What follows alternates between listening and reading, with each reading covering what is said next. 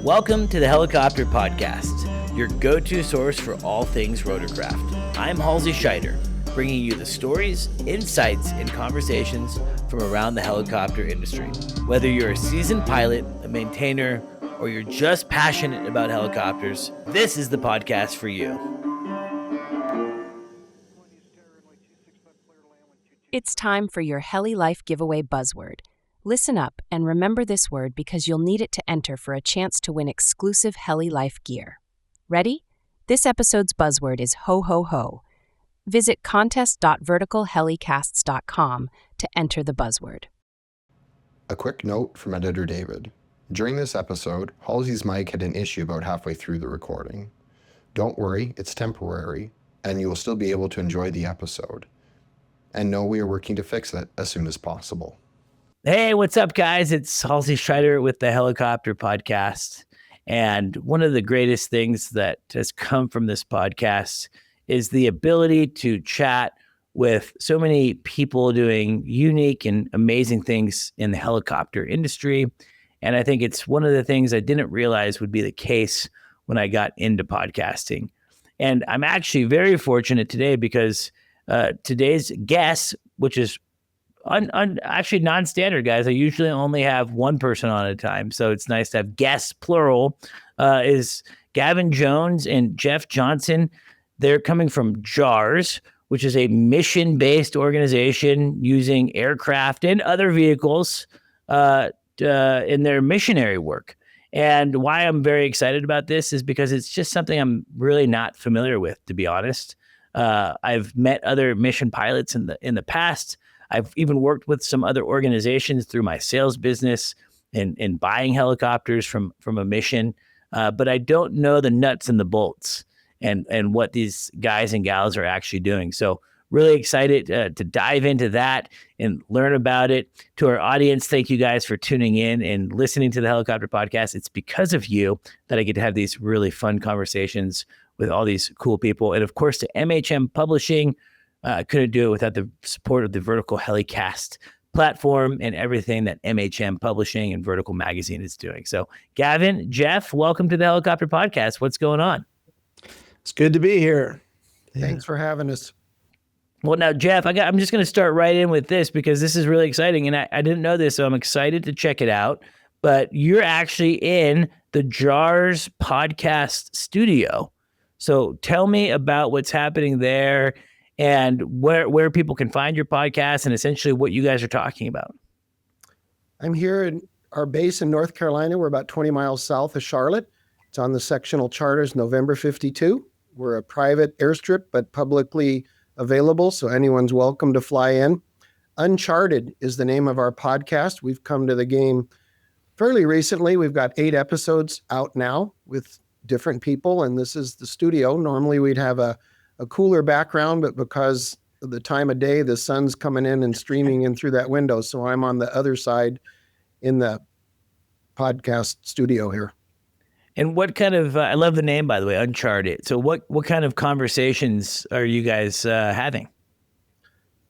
The 8, and I'd encourage you, go ahead and check it out, whatever they say, wherever you get your podcast. I'm on Spotify. Wherever you consume your podcasts. Well, I'm an old guy, but I'm grooving. I'm tracking about 15 of them, including Helicopter Podcast, and I've added Uncharted. They're talking, they've talked to people. The most recent one is someone that's going out to Papua New Guinea, a guy that was just trained this past year in orientation, and he's headed to Papua New Guinea to be flying Kodiaks over there in the fixed wing side of our training. Very cool. People that have been overseas, one of the fellow guys that I fly with helicopters, and about his time in Brazil. That's awesome. That's what I love about podcasting is you can podcast about anything, right? And it can be niche, like helicopters is niche, right? But then you can even niche it down more, mission specific flying, which I think is really cool. And I think what you guys might find, if you can keep consistent, that's my advice. Podcasting takes consistency. And with the consistency, you start to gain some viewership and man, it's a great tool. It's a great tool, and it's a very awesome resource.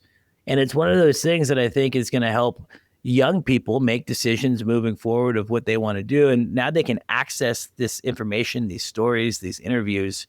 And I'm guessing that your guys' podcast will actually lead people into doing mission flying. And I'm guessing that there isn't like just a ton of online resources of like, hey, I want to be a mission pilot. What do I do? Right. So what a neat resource, and congratulations to you guys, to our listeners. Wherever you consume your podcast, whether it's on Spotify or Apple, you can check out Uncharted. It's the JAARS podcast. And we can even put a link in this show notes here. So I hope that you guys can go and consume some of that content. Gavin, good afternoon and welcome to the show. Why don't you just give us the mile view of JAARS? What is this organization? What does JAARS stand for? Am I even saying it correctly? Yes. Skinny. Yes, you're saying it correctly. And it's with the JAARS. So it's Jungle Aviation and Relay Service.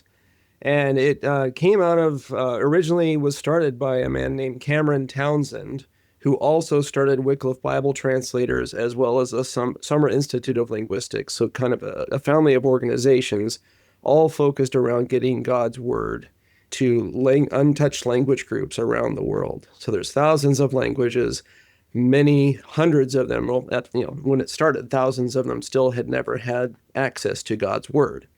And so JAARS is the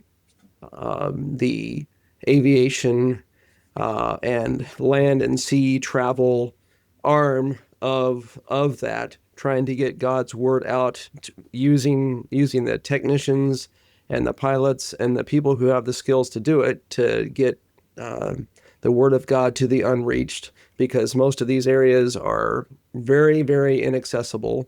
And so using pretty specialized short takeoff and landing airplanes and helicopters to get into these remote areas where people are just isolated people groups that have no access to God's word and are living in the spiritual darkness.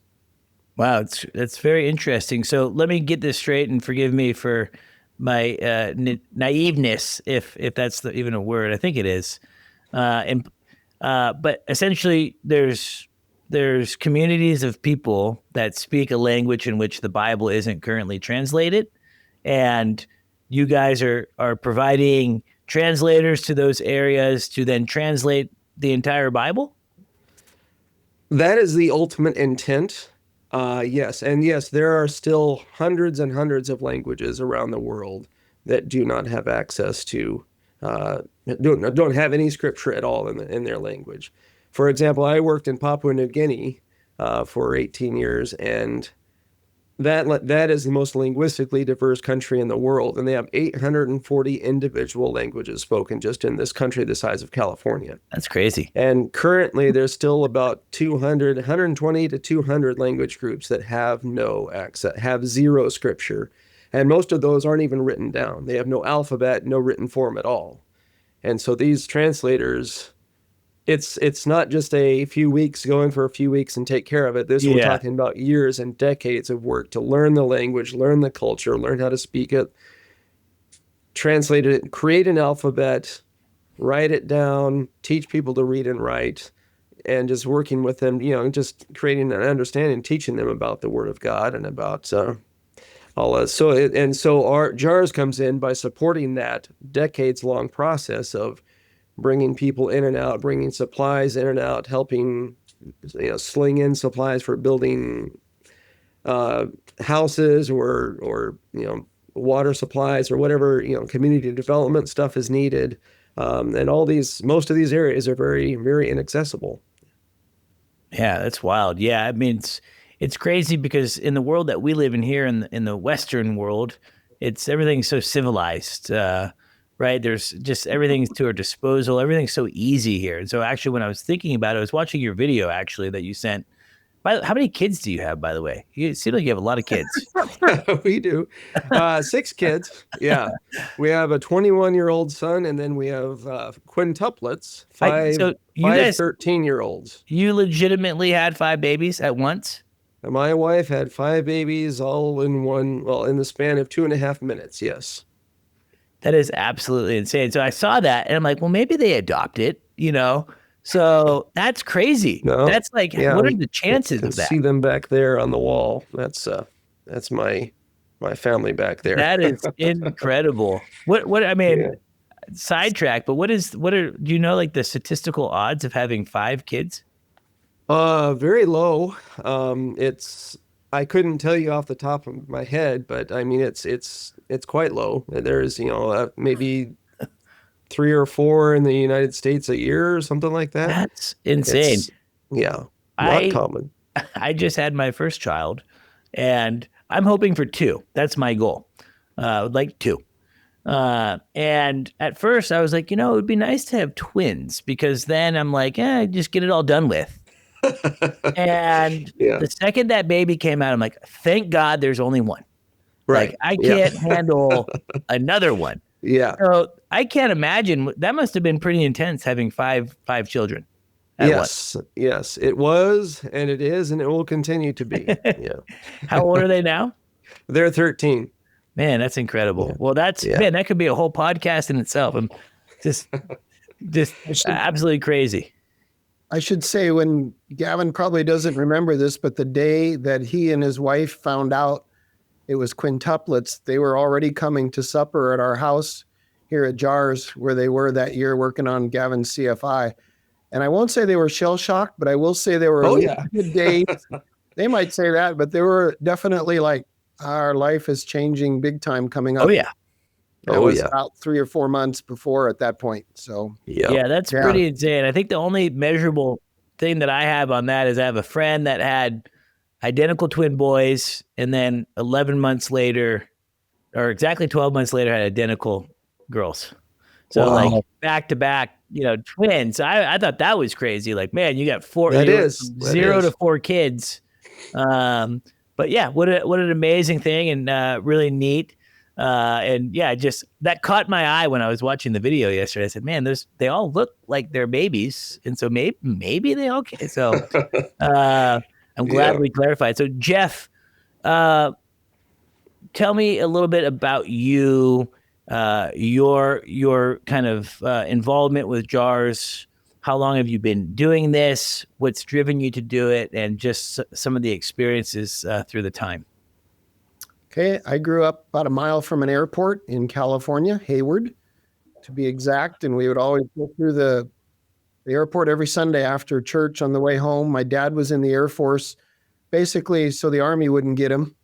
He was a rocket scientist for 2 years, legit, and then ended up flying F-86s to defend Chicago from the Russians. And I remember as a kid looking at the map thinking, Chicago's kind of late in terms of if they're coming over the top. But hey, that's what they were about in the 50s.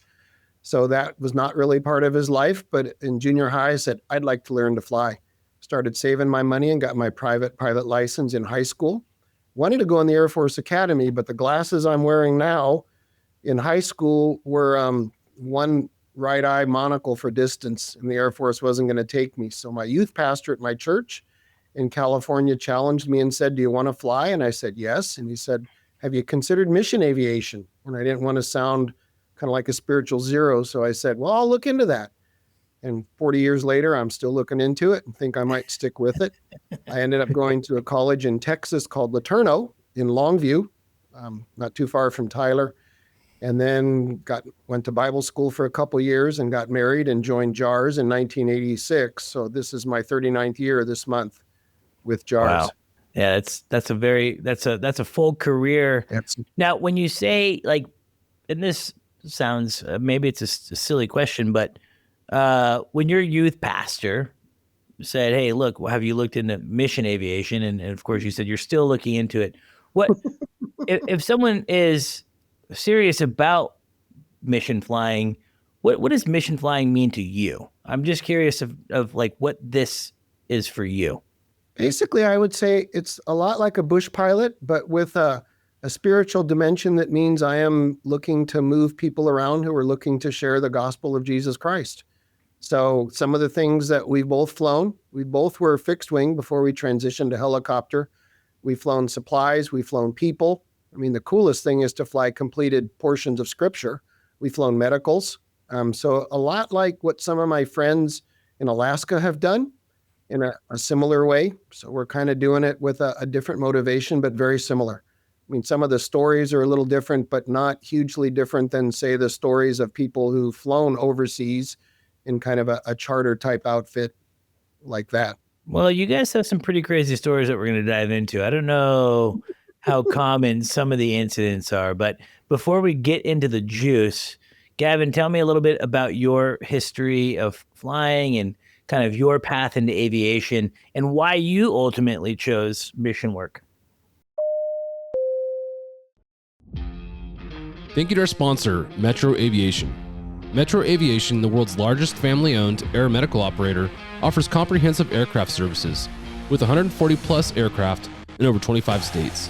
The Completion Center installs medical and law enforcement kits and avionics, serving diverse aviation needs including offshore, utility, VIP, and corporate sectors. Yeah, well, from when I could crawl, I remember being fascinated by helicopters and airplanes. I was smitten by aviation from the beginning. And when I was 6 years old, my parents took our family to South America, Colombia, and we lived there for 2 years with Wycliffe Bible translators flying on JAARS airplanes out to, well, the place we lived was out kind of on the edge of the Amazon jungle. And I just remember one week we flew out into the Amazon to spend a week out where two single women had been working for years translating the Bible into this Indian language out in the Colombian Amazon. And as we were flying out in this Helio courier, I just remember the Lord. I know it wasn't like he just really tapped me on the shoulder, but I just felt like basically I was just like, this is what I'm going to do. This is what I want to do for the rest of my life. I want to be a mission pilot. And so from 6 years old and on, that's all I ever wanted to do. And so I happened to be next door neighbors with my wife when I was 6 years old there in Colombia. That's convenient. And years later, when I was at LeTourneau, the same college Jeff went to, we met again. We weren't in the same college, but we met through mutual friends. And she also wanted to be a missionary. And so I got all my fixed wing licenses at LeTourneau, graduated with my CFII, and after gaining experience as a mechanic and flight instructor, joined JAARS in 2003 and went over to Papua New Guinea in 2005. Flew for a couple years doing fixed wing flying and then switched into helicopters after the need for more helicopter pilots became apparent. I just had kind of given up on the whole helicopter dream, thinking, that probably just won't ever happen. I'd never have the money to do it. But the Lord just opened up doors and gave us generous supporters who paid for me to get my training. And so since 2007, basically late 2007, I've been flying helicopters almost exclusively. Yeah, I found that fascinating in your bio that you sent. Now, you guys both mentioned this college that you went to, LeTourneau. Did they have a flight program that's associated with the college? Yes. Yeah. So they're a Christian polytechnic university. It was started by R.G. LeTourneau, who was a very, very famous inventor and engineer back in the World War II days. He created a whole bunch of earth-moving equipment and all that stuff. But anyway, they have a very strong aviation program that is fixed wing only. But very focused on just getting Christian men and women into the aviation industry, and missionary flying is one of their focuses. Man, that's really cool. Now, is that training support? Like, is that something that students pay out of pocket as part of tuition, or is it supported through donation? How does that work? Yeah, it's a standard university, so it's not cheap. It's a private university. You pay for it all. Yeah. Okay. But it's just got a very unique focus and on both the technicals, a very strong technical focus as well as a very Christian intent. And Jeff, this might be a stupid question, but I'm full of them, I guess. Is you guys obviously both went to this same college. I'm guessing that there's other schools that are very similar to this, but is that the path? If let's say that I want to be a mission pilot, would that my first step be going to Bible college? Not necessarily. I, I'll laugh. I went to LeTourneau for technical, and LeTourneau was known that the other big one at that time, in the late 70s for me, was Moody Aviation out of Chicago at the time. Moody and LeTourneau was a distant second in terms of cranking out good quality aviators. LeTourneau's always been all aviators. Moody was started from mission aviation from the get-go. And I went to LeTourneau and studied some business because at that time you couldn't get a degree in both flight and maintenance. They've since combined it, but at that time you picked one of 5 other things, and then your A&P served as part of it. So I went there and then went to Bible school. Basically, I graduated LeTourneau and I had 700 hours in my A&P, which met at 22, which met JAARS requirements, but the man that was recruiter was kind of about the age of my dad, and one of his sons was at LeTourneau with me, and he said, we found that some single guys overseas, some of the overseas stresses are tough. He said, my counsel would be to go to Bible school a year or two, and if the Lord brings you a wife, great, and if not, maybe come see us then or whatever. He says, you don't have to do that. That's just my kind of fatherly type counsel. And I took that, but the Lord didn't get the message because I left the Bible school 2 years later, just as single as I'd come, and came home to California, and within a month had met the lady who became my wife, who had come from Minnesota to teach at my church's Christian school. Very cool. Well, it sounds like it all worked out. Yeah. So no need to go to Bible school. It's always a good thing, and a knowledge of the Bible is a great thing, but there are other ways to pick it up. And some people say you definitely should go, and I'm not against it. I really enjoyed my time in South Carolina at Columbia, what is now called Columbia International University. It was a very legit place to study the Bible, even beyond what I got at LeTourneau. Transitioning back to just aviation specific for a sec, one thing that I always ask fixed wing folks that end up into rotor is kind of just talking me through that transition. What was that like for you guys? I respect that it's been some time now since you've been flying helicopters, but I guess, Gavin, do you remember kind of being an experienced airplane pilot and then getting into a helicopter for the first time? Like, what was that moment like? And how horrible did you feel? I guess it was so exciting for me because it was just this dream come true. It was something that I'd always wanted to do and just, had kind of dropped the dream because I just didn't think it would ever happen. And then it happened, And so, but the actual flight training was, had its ups and downs and everything for sure. But, I guess, in retrospect, it didn't seem as hard as I thought it would be. But I definitely remember my instructor laughing at me a lot, saying, as I plunked it down or tried about 15 times to do a soft set down and everything, and just laughing over there next to me, and which in a very friendly, kind way, not mocking me, and so because I laughed too. It was just oh yeah, I'll get this eventually. And so I don't know. When people ask me, what's the difference between airplanes and helicopters, I just I don't say either one is necessarily that much harder. They're just different. They're just you're just learning different skills, learning different fields, and so I don't know. I just found it was a fun adventure and a fun thing to switch into. Yeah, helicopters are incredible. What I find, I don't know if this is the same for all airplanes, but I've been recently flying, up front in my buddy's Epic. I don't know if you guys have heard of an Epic airplane before, but they're actually made in Bend where I live, and they are epic. They fulfill the name. 330 knots, 34,000 feet. Wow. And I always kind of had in mind because I flew airplanes too before helicopters, not a ton, but airplane experience. And I think that airplanes are easier to fly personally, right? I just always thought it wants to fly, it's stable. Now, when I'm sitting up front at Epic, I feel so uncomfortable because it's so fast. There's so much happening so quickly. And to me, that's the biggest difference between flying helicopters and airplanes is like helicopters are maybe physically harder to fly, or at least learn how to fly and become like a master. Not that you're ever perfect, but you know what I mean? Like to where you actually feel like you're putting this thing on like a pair of pants. Like to me, that's the hard part of a helicopter. The airplane, I think it comes faster.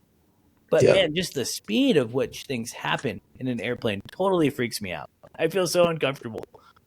Could I answer the 1-2? Mine was somewhat different. Not somewhat different. I'd been flying for 20 years when the Philippines, which was the second country I flew in overseas, asked me to learn. I'd been there and been near, they had a hiller there, and I learned in the same 4-place hiller here at JAARS. When they asked us, my wife and I, to learn, we ended up moving to JAARS 28 years ago, and that's all I've flown since then. Wow. But the 4-place hiller has got an extra like 18-inch plug in it, and it's an extra layer of controls, and everyone else who'd learned said, we learned in the 3-place, and that was much slower than, say, the Robinson that I think Gavin learned in. So it was challenging. I'm not the quickest. I obtained adequacy by hard work. Yeah. And with the hiller, it made it more challenging. I remember being it's not like I have to reach back, being very humbled in fixed wing in the Mighty 150 that I learned in at Hayward. You can taxi around and it's not that big of a deal with the feet and stuff like that. But in a helicopter, every flight begins and ends with hovering, which is the hardest thing to do. And so it's not like we're going to put this harder thing off and pick it up later. It's like every time you go through that and say, I've got 2,700 hours and I can't hold still very well. I will say in the Robinson, I've been able to give some rides to, they call themselves the ancianos. Well, another guy was a mechanic, and he'd been with JAARS for 40 years and wanted to have an hour in the helicopter. And by the end of that hour in our R66, he was able to hold feet well enough and collective well enough that he wasn't still, but 7 or 10 feet up in the field. Yeah, he was all right. Okay. He was all right, but cyclic, no. The cyclic's the tough one. And that's the one, obviously, that's the hardest even on the ground. It'd wobble and have to take it back. But the other thing that was very different for me, I remember my very first approach, in the Helio Courier, it's an amazing airplane, and 45 knots is a standard approach, and we'll use about 120 yards tops to land at 3,400 pounds. It's an amazing machine. That's crazy. But you don't get too slow. You're not going to stall in a Helio, but bad things can happen. And I'm coming down final, and I'm at 40 knots, and it's a beautiful approach, but at the bottom, it's like, how do I slow down? And my brain is saying, don't slow down. And I'm scooting down the runway at 40 knots, and the instructor's like laughing at me. Gavin talked about that. Well, in a helicopter, we come to speed 0 over where we'd like to touch down. It's like, and for 20 years, that's how I'm going to die. Yep, exactly. And I think that right there is probably what I hear the most. The most unique part of the most startling difference is that approach, right? Where, say, in a Cessna, it's like, man, if you go under 60 knots or whatever it is on final, you're going to put yourself in a bad spot. And, in the helicopter, you got to come to 0. And so I remember teaching airplane students in the past, like, what is this guy doing? We're coming in real hot. And then you kind of figure out. So, well, that's interesting. Glad to hear that the experience wasn't too jarring of a transition. Very good. So I had to throw the pun in there. It's been a long day. Something that I'm fascinated with when it comes to what you guys are doing is it seems very isolating. I've only ever flown in pretty big operations, admittedly, where we have like full maintenance staff right there. My boss is right there. Everyone's right there. It's all very centralized.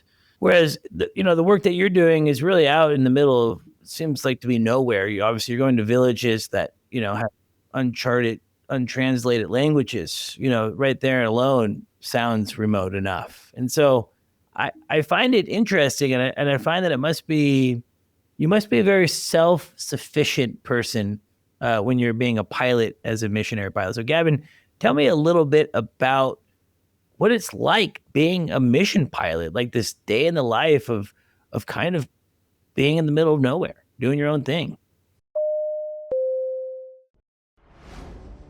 Thank you to our sponsor, Vertical Aviation International. This March, you need to be at Verticon, the largest vertical aviation trade show and conference in the world. With over 15,000 attendees and all the major OEMs and suppliers, it's the place to be. Register today and save. Early bird prices end January 16th. Go to verticon.org. Yeah, it's a great question.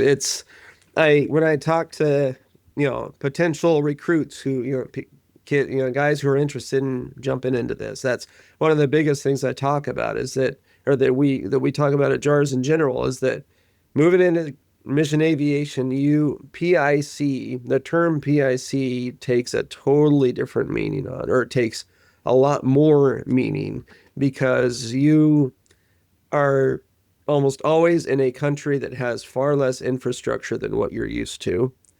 And you're almost always in a single pilot operation. And it is up to you to, do all, all the pre-flight stuff is almost always on your shoulders, getting the aircraft ready, fueling it up, loading it, making sure your calculations are correct. All the flying's on you, all the communications on you, all of it is cross-cultural.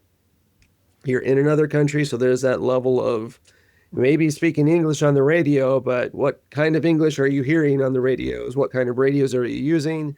There's a much higher level of decision-making that is required for each leg of every flight, because you have far fewer fuel options. You don't have weather reporting or weather forecasting in many cases. Just fewer options of where to go. You're controlled where you can go by either the terrain or the weather. The level of decision making you have to make is much higher. And that also then requires you to have a much higher level of integrity to avoid all those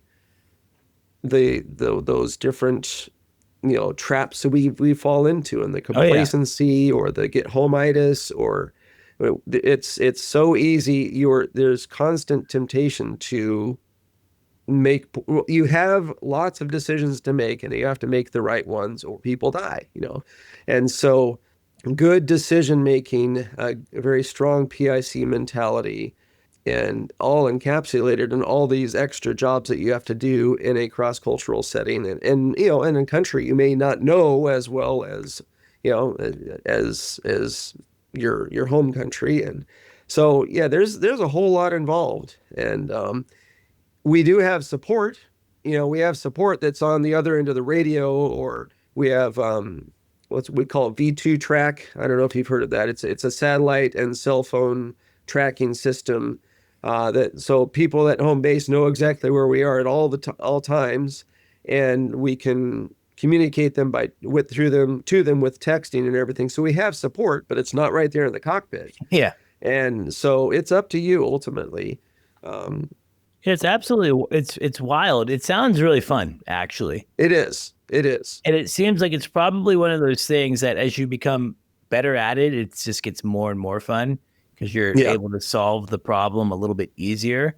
And I'm guessing that every single day is different. But I mean, we're talking about, for me, like I'm going to fly next week, taking a helicopter from Reno to Vegas to attend MBAA. And, I'll show up and I'll open up my iPad and I'll download my flight plan in the iPad.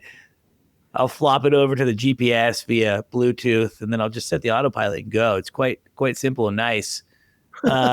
It doesn't seem like that's the type of flying that, all the stuff that I take for granted.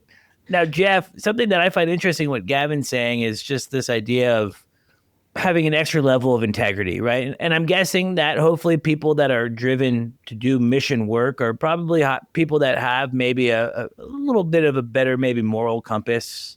But like Gavin said, we're all susceptible to falling into traps. And there's times where you want to get home. You're tired. It's been a long day. I can just peek through those clouds or this or that, whatever it may be.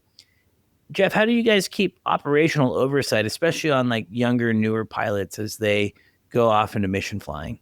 Yeah, that's a great question. And in many places we are a team. When I went to Liberia at 28, I was the youngest of three guys that were there. We had three of us, and we had a mechanic as well. So we were a team there at home base. We each went out the day, and as Gavin said, I was all by myself then. So my boss man then, Evan Smith, shout out to him, was definitely a mentor to me, and he's mentored a lot of guys since then, both on the field in Liberia and the Philippines before that, and now here at JAARS. He's kind of one of the legends in training here. So mentorship there, watching, but it's still driving it in. As Gavin says, when I was out there in my Helio Courier, it was me and me. So, just like when you're flying here, you have more resources, but you've still got to make those same decisions. I've never flown IFR overseas, because everywhere I've been, even though, I'm IFR trained and stuff, and the Helio had that capability, the countries Liberia, the Philippines, and then Cameroon said no IFR and definitely no single engine IFR in all cases. So there were times when I was like, boy, I wish I could go IFR, and I think these clouds are just right here. Once in Cameroon, I was within 12 miles of home, and it was like, we're running out of daylight fuel and, weather options. We're going to land right here. And we did, 12 miles from home. Sometimes that's the decision. I knew when we started, the place I was going was only 25 miles away, and I'd had to fight weather to get them toward the end of the day, thunderstorm time. And when we landed, I said, okay, people, we can stay here. We know where we're at, and we've got housing, or we can take off and try to get home. And I gave them the choice, and I was willing. And they said, oh no, we want to go. And so we went, and like I say, we made it and made a big loop and 12 miles from home and said, we're landing here. And I was ready to sleep in the helicopter all night. And they said, actually, we know this place. We've been here before. And it was another mission that they'd done medical clinics at. So we were welcomed, and they had a guard to watch. And I even got to sleep in a bed that night. You were rewarded for your good decision making. There you go. Yeah. Yeah. I mean, I think it's really difficult. Being a PIC is such a, important responsibility. In the FAR AM, what is it? 91.3 is the responsibility of being a PIC, and it doesn't really do it justice, right? It's a pretty short little, paragraph. And, when I was teaching, I was always trying to really dive into my students' psyche of like what it means to be a PIC. And yeah, I just find it really interesting. I would find it that the flying that you guys are doing just demands a different level of kind of like what you said, Gavin, of being a PIC. And it sounds like you guys both are also AMPs. Is that kind of a must when you're flying in these remote countries kind of by yourself? Because when the helicopter breaks, there's not necessarily a mechanic right there. Are all your pilots kind of dual trained as mechanics as well? It used to be. Mission aviation really got kickstarted, if you will, or going right after World War II. Basically, all the GIs that were trained and that were believers in Jesus, they said, man, we can use those skills Uncle Sam gave us and go fly around the world. And the first time they broke down and turned around to look for their military mechanic, it was like, maybe we need to learn to be mechanics too. So that was added on pretty early. And when both of us joined, that was a must. We have kind of changed from that somewhat, as some places have, say, a full-time mechanic. They'll say, okay, we don't need to have everyone be a mechanic. Of the last about 6 helicopter pilots I've trained coming through JAARS here, I think only one of them has been a mechanic as well. A lot of them are military and they're not. And we're saying it is nice. And I think Gavin and P&G, where they're that way, would say, gee, the more you know, the better off you are, because the helicopter still breaks in the woods or the weeds. And the ability to say, even if I've got HF contact with home base or cell phone in some places, saying this is what's broken or I can do this. Yeah, I don't regret being a mechanic at all. Gavin, go ahead.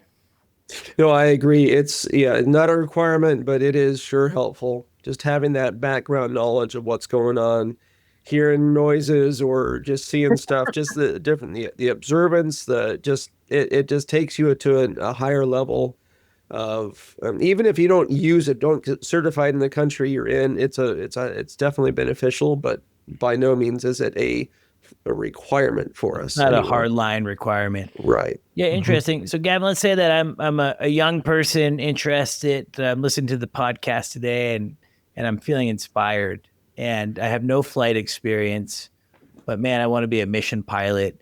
And man, I heard these guys from JAARS on the world's greatest helicopter podcast, and that's what I want to do. What does that pathway look like for that individual? What does it take, I guess, to go from like zero to hero, flying with JAARS all over the world? Yeah, great question. Yeah, and there's the short answer is that there's no one answer.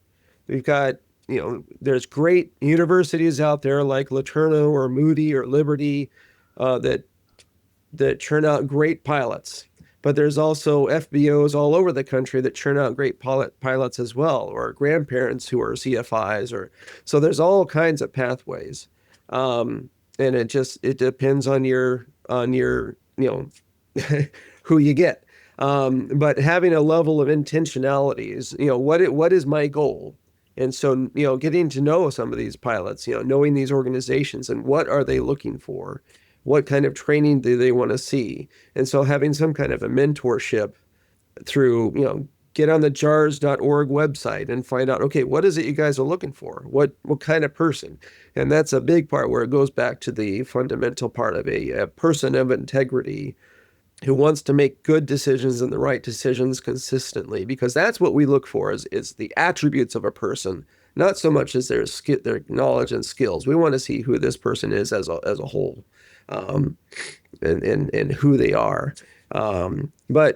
Mentorship, find a good quality school, ask around. Just, aviation, like so many other industries, who get to know people, talk to people, and Jeff might have some other suggestions as well. Let's hear it, Jeff. I'll give you one, a shout out to a school up in Michigan, Ionia, which is just northeast of Grand Rapids. It's called SMAT, School of Mission Aviation Technology.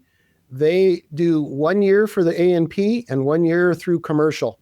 So it is 2 years of fire hose, but if you don't need or want a full bachelor's degree or whatever, that is the quickest quality place that we know of to send people. Liberty, Moody, and Laterno are all 4-year schools, come out with a degree. And we have people who've gone through community colleges or FBOs or whatever. So there is no specific path. It's kind of what you want to come to the game with, and how, SMAT's been putting out a lot of good people. Man, that's really cool. Interesting. Shout out to SMAT. It's an interesting acronym. SMAT, if you type in School of Mission Aviation Technology, or even SMAT, Ionia, Michigan. Little cold in the winter, but if you can handle that, they do good business. Be good. Prepare you for all your world travels of being a mission pilot.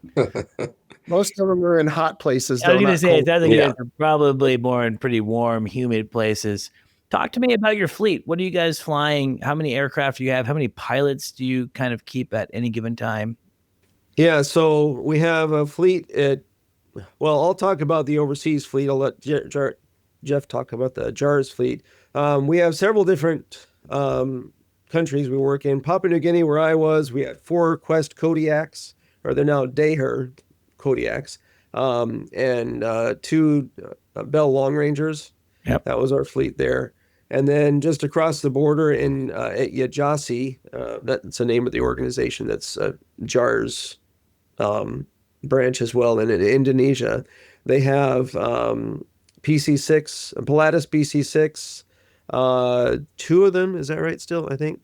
4. Was it 4? They got, 4 PC-6s, a Caravan, now 2 Caravans, or about to be 2 Caravans, I believe.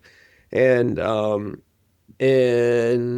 PC-12 as well. They've had a 12, but the 12 is being changed to a Caravan. It's meeting the need. Yeah, so they're just phasing out of the PC-12. And then in Cameroon, we have a Cessna 206 and an R66. And I think that's all we got now, right? Currently. And in Cameroon, the 206s come back. They had a Saloy 207, and that's shipped back as well. And they're hoping to put a Caravan there for the fixed wing. Jet fuel has become a big deal, and Gavin's island of New Guinea, both sides, is what started that. We ran pistons forever, but New Guinea was like, we're running out of avgas and we need to change to turbines. So turbines have their goods and their bads, but man, if you don't have fuel available, every drop of avgas I burned in Cameroon in the R-44 I flew was pumped into 55-gallon drums in Waxhaw and shipped via a 40-foot sea container to Cameroon and then trucked up to where I was. God. Well, the line is long. And now that they're running all turbines, they take their 500-gallon trailer to the airport and fill it up, and they have all the fuel they need without any of that. Yeah, much more economic for sure. And there's, performance benefits, obviously, with the turbine. Reliability, cost, unfortunately, usually a little bit higher on maintenance and things like that, as you guys have probably learning. Turbine engines are not cheap. Yep, absolutely. And when they break, they break. Luckily the Rolls-Royce 300 and the 66, I mean, that's a great engine. I know that Rolls is a little backed up right now, so I think that's kind of a big pain point for a lot of 66, owners, operators. And I believe that Robinson is, moving pretty quickly to try to help remedy that with roles. You guys using Robinson? Are you guys in touch at all with the factory, especially with the new leadership? I've met him at HAI and talked to David just a little bit, just like one of the peons that shakes his hand. So, we've been going to HAI for a long time, VAI now. So yeah, we're in touch. I seem to talk more to the tech support people when I work as a mechanic on the shop floor. So, of course. Yeah, well, David and his entire team they're doing some really cool things at Robinson. Big time. And I think that they would actually love to learn more about your operation, just because they love seeing their aircraft in use doing, incredible work. And I would qualify the work that you guys doing pretty incredible, and just showing another mission of what their aircraft can do. So, David and the whole team, I think, would be pretty excited about that. We use them well. And one year at Oshkosh, Kurt was there with Pete, and they walked by and they were just walking wherever, and they all of a sudden stopped and said, "Whoa, here's a Robinson. What up?" So we had a time to talk with them. That was a couple years ago now at this point, but. Yeah, I met Pete just one time. It was just about a year and a half ago. And then, sadly he's passed, but he was really a true visionary and really, Frank, of course, gets a lot of the credit and he shall, but Pete was really instrumental, in that company. And Robinson, great, reliable product. And, for a turbine helicopter, man, 66 is great. Pound for pound performance. It's, they've done a good job, and, I'm excited for the NXG and everything that's coming out. One of the things that caught my eye when I'm reading your guys' collective bios, you guys have seen some things, most notably babies being born. I feel like both of you had said that in your bios, that you've seen. Are people are like in the aircraft they've had babies, or just tell me about some of those stories. Thank you to our sponsor, Robinson Helicopter Company, the choice for unrivaled safety and reliability, so you can accomplish any mission with confidence. For more than half a century, Robinson has been at the forefront of the helicopter industry. From the R-22 to the R-66 turbine, Robinson makes helicopters accessible so more people can accomplish more missions. Climb higher. For additional information, visit www.robinsonheli.com. Have you got one, Gavin? Well, I haven't had any babies actually born in my aircraft, but more often than not, it's been, many different pregnancy complication medevacs that we've done, with women who had, like, I'm thinking of one specifically where the woman had been in labor for 5 days straight, and her husband finally, after a few days, hiked miles and miles and miles out of his village, up and over a huge mountain into a town. And I just happened to be in that town, not home base. I happened to be coming through there on a flight, and he walked up and said, "Hey, I need a helicopter. My wife is, in this village." And so I was able to get him on board and fly out there to the village, and had to make all these. I was flying around, couldn't find a place to land anywhere, right, really in this deep mountain valley, and circling around, and there was just nowhere to land. And I had to kind of, make these chopping motions with my hand to motion to people to say, "Hey, cut some space down. There's a little bit of area there." And so all the men jumped out with their bush knives and just chopped everything down, as well. I circled around for a while and was able to get in there and pull her out and get her to the hospital. And that kind of thing happens all the time. The infant mortality rate in Papua New Guinea alone is so high because people are so far from medical help of any kind. And so anything we can do to help them is great. And so many women we've helped with birthing complications or whatever else. But I know Jeff has had that happen to him though. Mine, I walked into mine in Liberia, where I was first. So my daughter was born, and being my first kid, I didn't have any baseline. The doctor was very chill. She never even had an ultrasound. They had a machine, but it was like, unless we need it, we don't use it. And as I was in wherever she was born, whatever they called that there, the doctor, he's pretty laid back. We knew him and went to church with him. He goes, "The hardest part about delivering babies?" And I'm expecting some great medical wizardry, and he goes, catching them. And then he laughed, and I thought, yeah, that's a little bit weird. But when I saw my daughter come out, I thought, yeah, legit. And when he didn't drop her, it wasn't. But so it was more like, welcome to the world. This is the way it is, and no big deal, especially in Africa. So about a month later, I had a lady get on the plane. We were flying for another mission down country, and she was clearly pregnant, which wasn't unusual at all. A lot of people came up to the Capitol to have their babies born. She got on, and I still had to make 3 or 4 stops before we headed about an hour and a half back to the Capitol.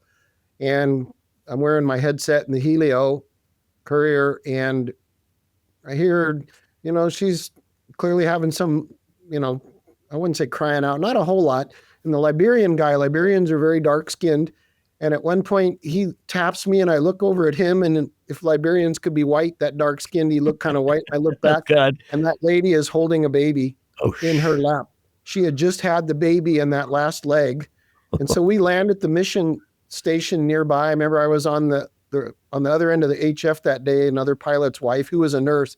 She said, well, don't worry about her. And I said, well, she's not going to land this plane, so I think I better deal with this, and we'll let her do business. And it just happened that a doctor was at that place having lunch that day.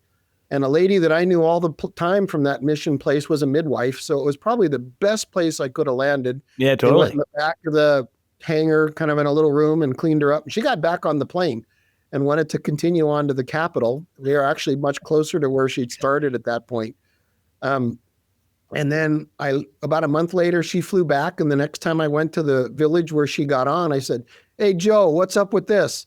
And he goes, because I found out, well, what he said was, I said, you're giving me babies in the plane. He goes, I didn't know it. That was her 3rd child, and her water had already broken. So, and there was a clinic in the village, but she wanted to get to the Capitol, and she was gambling that even post-water breakage, she could make it.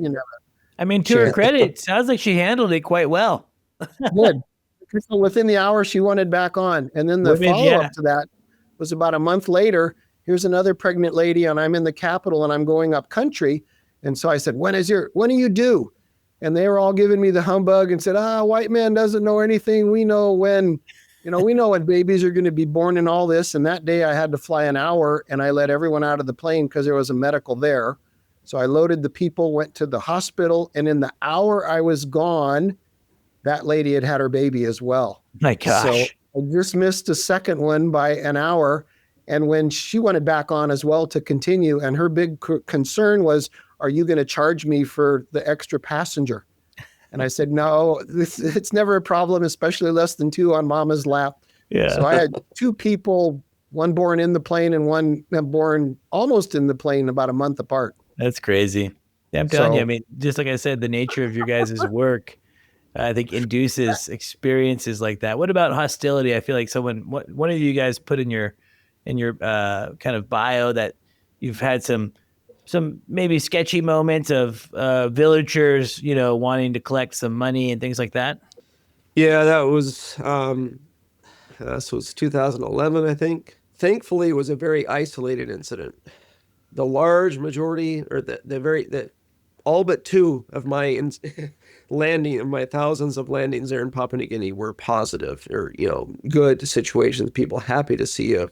The best event of the day, a helicopter just landed in a village. But in this case, I was flying back from the far western part of Papua New Guinea with another pilot on board. He was a fixed wing guy, and we had a drum of fuel in the back of the helicopter that we were just going to stop somewhere and use the pump that we carried with us just to pump, from the drum into the tank and then keep on going. And so I just stopped at this. Well, I had a specific place planned. The weather wasn't so great there, so I went ahead and stopped a little bit earlier at an old airstrip. It was all totally overgrown. I just landed there real quick and didn't think much of it. Yeah, we land anywhere all the time. But as soon as I landed there, kept the engine running. We do hot refueling all the time. And people just streaming out of the village, which is pretty normal, but just a little more animated than normal. And they just surrounded the helicopter. And I'd given the pilot who was with me, I told him, you help with crowd control. You keep everybody away, especially from the tail rotor, while I pump this fuel into the tank. And it just was getting rowdy and people were just getting crazy. So I had already pumped enough in and I wanted more, but I just said, no, this isn't okay. We got to get going. And they're just getting closer and closer and closer and yelling at me, demanding money. Say, you landed on our airstrip. We need you. Give me 2,000 kina. That's kina is the unit of currency there. And I said, I don't carry that kind of money with me. I'm a missionary. I'm here to help you guys. What missionary are you serving here? I said, well, there's nobody here I'm helping, but I'm here to help Papua New Guinea. And they said, oh, give us money now. And they were grabbing at my phone they were reaching their hands into my pockets, and they'd actually forced the doors closed so I couldn't get back into the helicopter. Neither one of us could. And it was just kind of feeling like this mob situation. And the engine's still running. There are people completely surrounding the helicopter near the tail rotor and everything. And it was just getting scary. And I didn't know what to do other than say, okay, I'll give you what money I have. They were like, give it to me now. And it was all these young kids, like in their 20s or whatever, all just demanding the money. And I said, well, it's in the helicopter. You need to let me in the helicopter if you want my money. And so they finally let me in. They let me open the door. And so instead of reaching in, I climbed in. I went in, sat down, and I reached over and grabbed my wallet. And they just reached over and just grabbed everything out of my wallet right away. And they're still grabbing at my phone and putting their hands in my pockets, pulling at me and everything.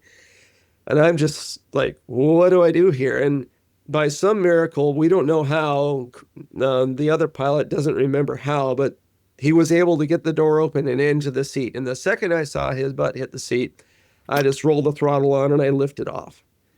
And because it just, was one of those, fight or flight. I was like, it's going to be a fight if I stay.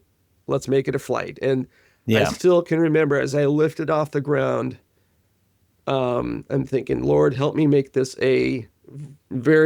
help me not yaw, because there are people back there. I don't want to be swinging this tail rotor into anybody. And even as I'm lifting off the ground, somebody reached in all the way across me and grabbed my clipboard from the other side of the cockpit and scratched my arm as they're falling away. And I look to the right and I see 3 men falling away from the skids as I'm lifting off the ground. And there were other guys on the other side falling away. And I over-torqued to, I don't remember. What I remember seeing is 120%, but it was probably higher. Mm-hmm. And I just yanked it and flew away. Doors open, seatbelts hanging out, just kind of like, oh, what just happened? And both of us just looking at each other, was like, what makes people act like that? I don't know.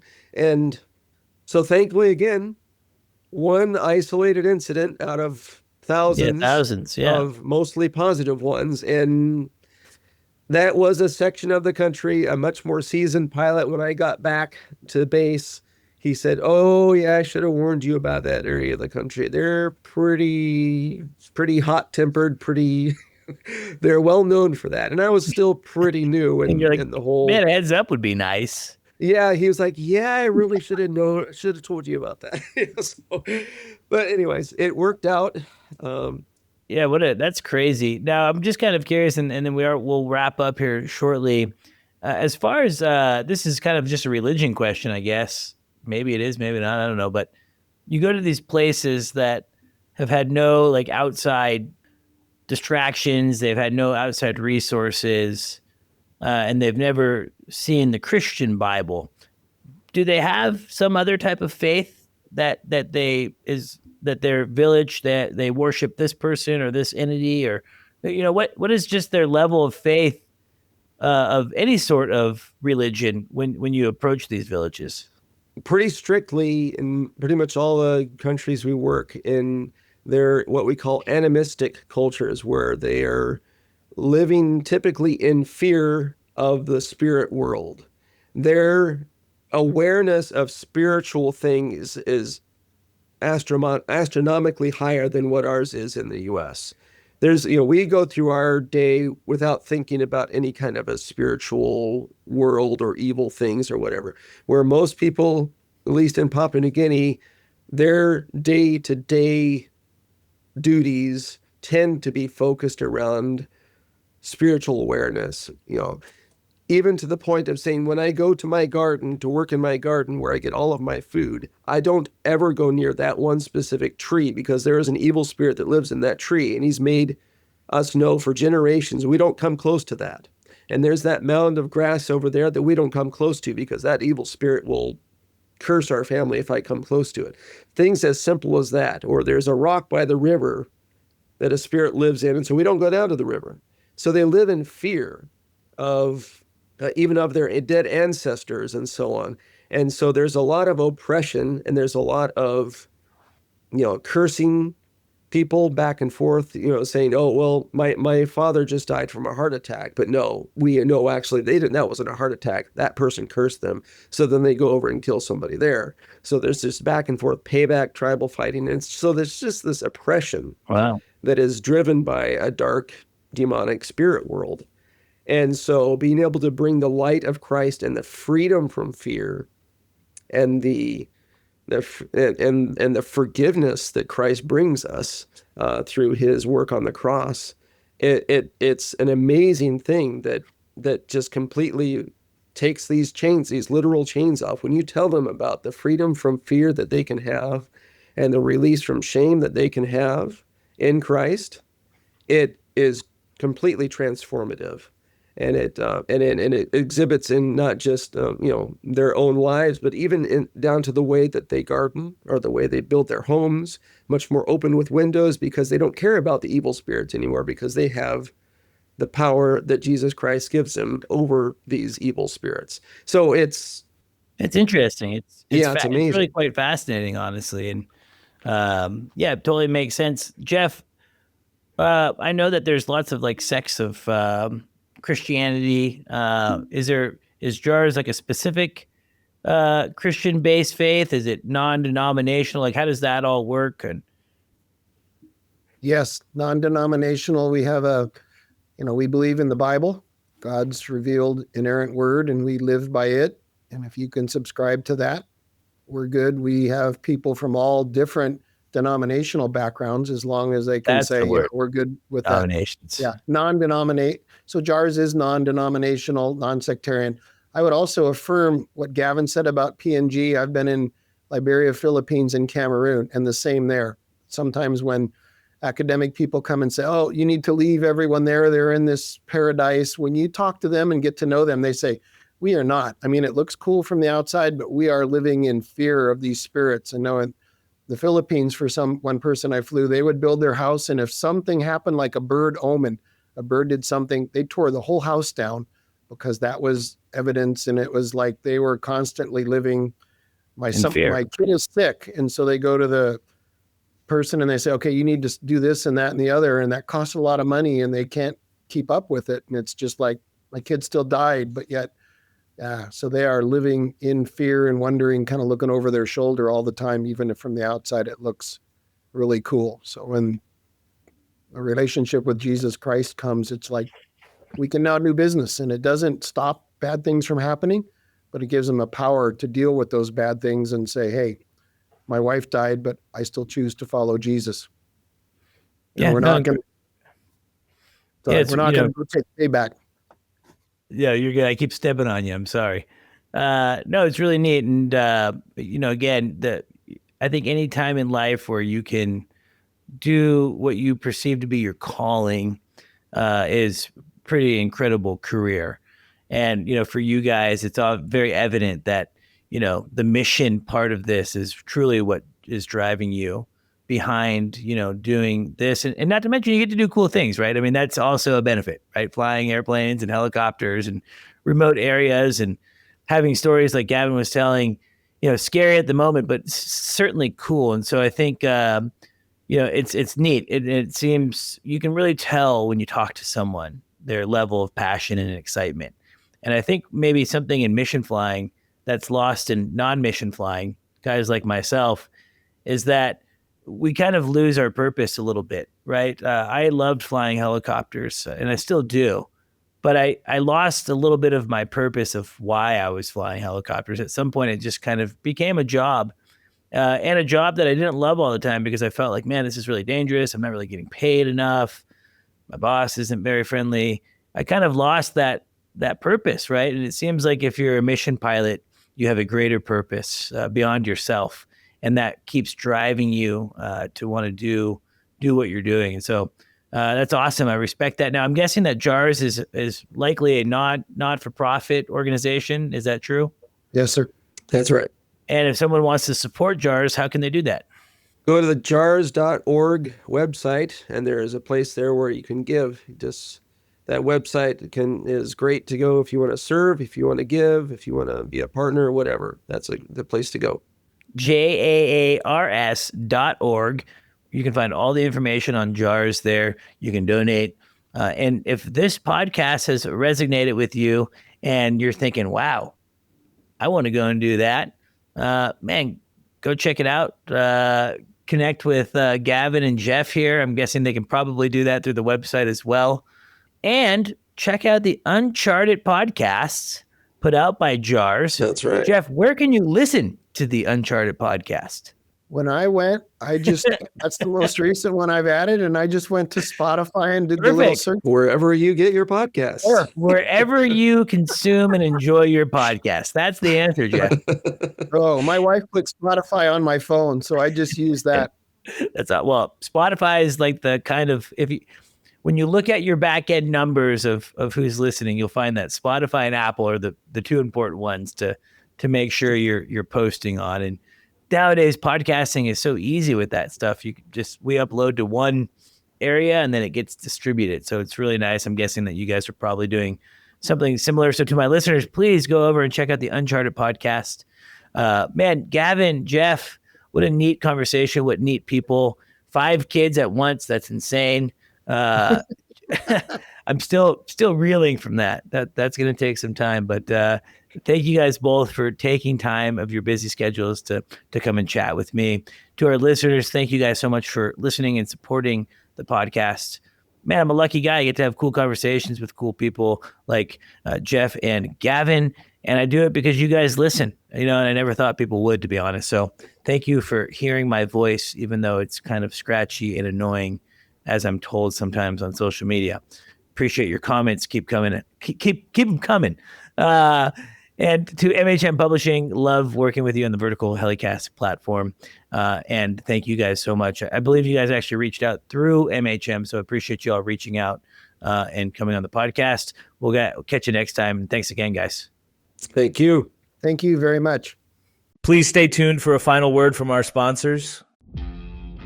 Thank you to our sponsor, Metro Aviation. Metro Aviation, the world's largest family-owned aeromedical operator, offers comprehensive aircraft services with 140-plus aircraft in over 25 states.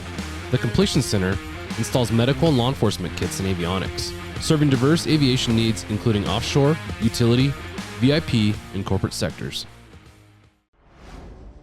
Thank you to our sponsor, Vertical Aviation International. This March, you need to be at Verticon, the largest vertical aviation trade show and conference in the world. With over 15,000 attendees and all the major OEMs and suppliers, it's the place to be.